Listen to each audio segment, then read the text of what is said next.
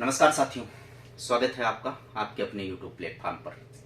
चर्चा यहाँ पर हम कर लेते हैं जो बीएड को लेकर के कंट्रोवर्सी फैली हुई है और जो एक तरीके की वीडियो लगातार आपको मिल रही होगी सोशल मीडिया प्लेटफॉर्म पर कि जिसमें ये कहा जा रहा है कि बीएड अब 4 वर्षीय की जगह 2 वर्षीय की जगह 4 वर्षीय हो गया। तो इसको लेकर के एक भ्रामक जानकारी है, उसको मैं समझा देता हूँ।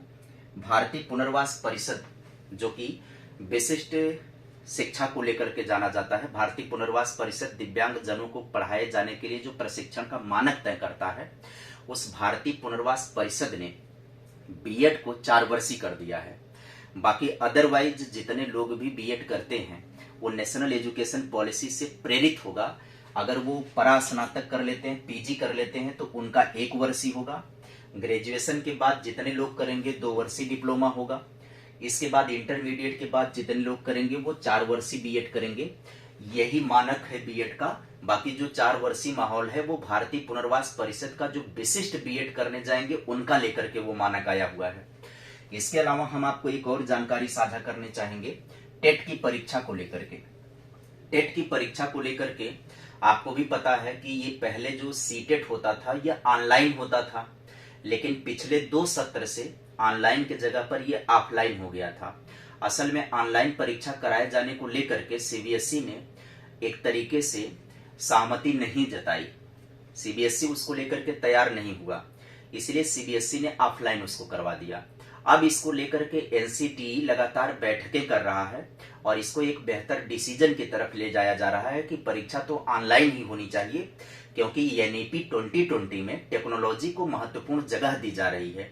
ऐसे में वो विद्यार्थी जो विद्यालयों में जाएंगे पढ़ाने के लिए, सेंट्रल के विद्यालयों में, स्टेट के विद्यालयों में जो जा रहे हैं सीटेट के थ्रू या टेट के थ्रू जा रहे हैं, एक तरफ बात की जा रही है कि उनकी टेक्नोलॉजी की जानकारी उनके पास होनी चाहिए, दूसरी तरफ उनका जो एग्जाम मोड ही है वो अलग तरीके का हो, तो ये संभव नहीं है।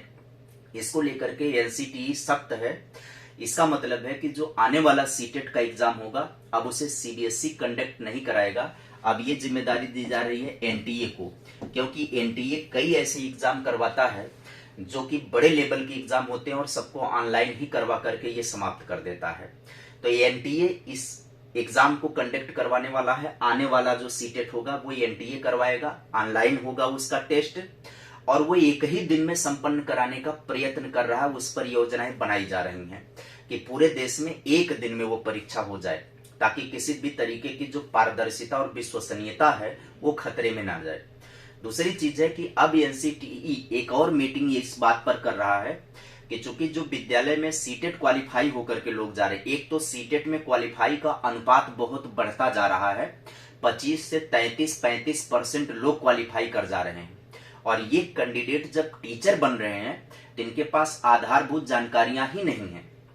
इनको लेकर के तमाम प्रशिक्षण कार्यक्रम चलाया जा रहा है, क्योंकि इनके पास ना ऐसी जानकारियां जो शैक्षिक नवाचार को लेकर के होती हैं, एजुकेशनल इनोवेशन को लेकर के जो जानकारी होनी चाहिए वो जानकारियां इनके पास नहीं है। उसको लेकर के फिर प्रशिक्षण कार्यक्रम चलाना पड़ रहा है, उस पर सरकार के पैसे खर्च हो रहे हैं।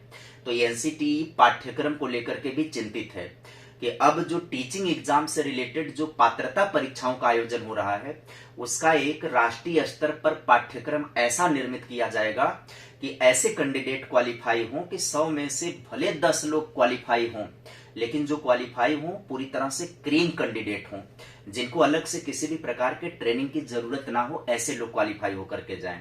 अगर आवश्यकता पड़ी तो पाठ्यक्रम में बदलाव भी संभव हो सकता है। उस दिशा में भी प्रयास किए जा रहे हैं कि कौन सी जानकारियां उनसे पूछनी है। तो सिंपल सी बात है, उन्हें पेडागोजिकल जानकारी पूछनी है उनसे, बच्चों के विषय में वो क्या जानते हैं, पढ़ाने की तकनीकी को लेकर के सवाल पूछे जाएंगे। सब्जेक्ट वाइज जो क्वेश्चन पूछे जाते हैं, बिल्कुल तथ्यपरक जो सवाल होते हैं, उन्हें पूरी तरह से खत्म कर दिया जाएगा। यह केवल सीटेट के लिए नहीं होगा। अब मुझे लगता है कि जो ये मीटिंग चल रही है ये राष्ट्रीय स्तर पर मीटिंग चल रही है और यही डिजाइन करेंगे पाठ्यक्रम को कि कोई भी स्टेट अगर पात्रता परीक्षा करवाएगा तो वह उसी मानक पर करवाएगा। सेंट्रल के द्वारा जो डिसाइड मॉडल होगा उसी को फॉलो करेंगे अब राज्य सरकारें भी। या हो सकता है कि स्टेट लेवल पर ही पात्रता परीक्षा हो और राज्यों को भी उसमें अधिकार दे दे कि आप अपने अकॉर्डिंग कुछ सिलेबस में, जैसे एक होगा टोटल टेस्ट जो है सीबीएस उसके लेवल का, सीटेट लेवल का, केंद्रीय लेवल का होगा, जो पूरे देश में लागू होगा। और एक उसी के साथ ना राज्य का स्पेशल भी कुछ शामिल कर दिया जाएगा। तो उसमें क्वालिफाई करने वाला कैंडिडेट स्टेट लेवल की भी पात्रता परीक्षा क्वालिफाई माना जाएगा। मतलब बात समझ रहे हैं आप, एक परीक्षा होगी, आप उसमें सेंट्रल का भी सर्टिफिकेट पा जाएंगे और उसी एक परीक्षा से आप स्टेट लेवल के भी टेट क्वालिफाई माने जाएंगे। वो राज्य सरकार अपने राज्य विशेष की विशेषता पर आधारित एक प्रश्न पत्र सजेस्ट कर देगा कि एक प्रश्न पत्र हमारे स्टेट वाला भी आप करवा दीजिए। तो यूपी का जैसे है तो सीटेट परीक्षा कोई कैंडिडेट देगा, यूपी सरकार की तरफ से अगर कोई सुझाव जाता है तो एक पेपर का कुछ पार्ट उसमें यूपी स्पेशल करके जोड़ दिया जाएगा। यहाँ के सांस्कृतिक विरासत को लेकर के, भाषा को लेकर के, तमाम चीजों को लेकर के यहाँ का शामिल कर दिया जाएगा।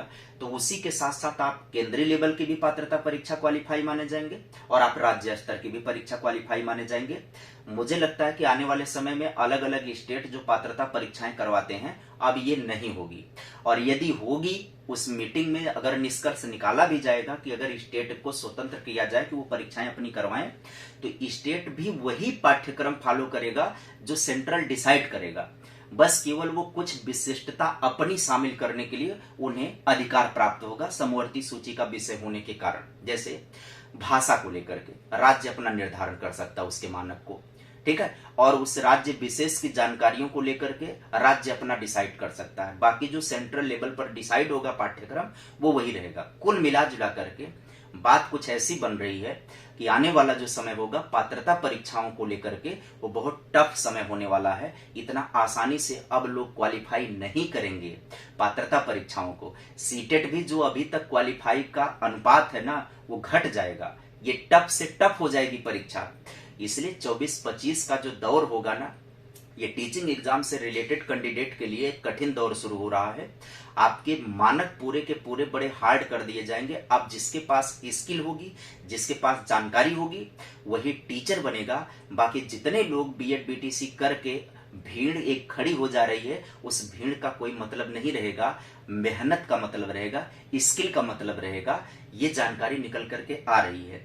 इससे रिलेटेड कोई भी नई जानकारी अगर मिलती है तो उस जानकारी को मैं अपडेट कराऊंगा। अभी केवल ये कयास है कि जो मीटिंग चल रही है उस मीटिंग में ये बातें चल रही हैं, जानकारी मिल रही है, तो निश्चित तौर पर कोई न कोई सुधार, कोई न कोई संशोधन होगा। जो संभावित सुधार या संशोधन होगा उसकी जानकारी मैं लेकर के आऊंगा। आप सभी लोग सब्सक्राइब कर दीजिए, पसंद कर दीजिए, शेयर कर दीजिए। आने वाले समय में आपको महत्वपूर्ण जानकारियां मैं दूंगा। Bye bye.